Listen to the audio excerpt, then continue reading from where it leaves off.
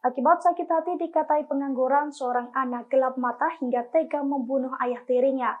Korban ditemukan tewas dengan 11 luka tusukan di bagian dada hingga perut. Akibat perbuatannya, pria berinisial FO tersebut kini ditetapkan sebagai tersangka.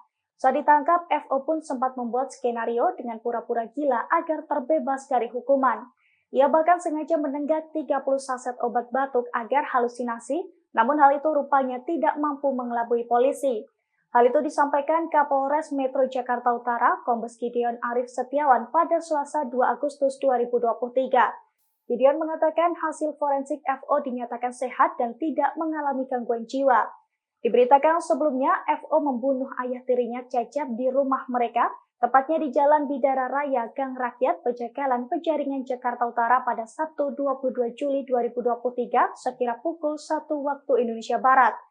FO menghabisi nyawa ayah sambungnya menggunakan sebilah pisau dapur karena sakit hati kerap disebut pengangguran. Setelah ditetapkan sebagai tersangka, FO pun kini ditahan di rutan Polres Metro Jakarta Utara.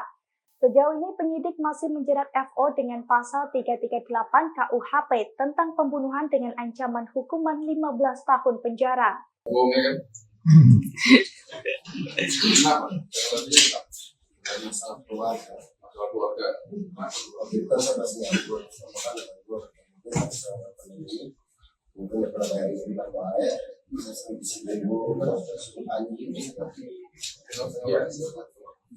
Ya, masalah keluarga ada sakit hati.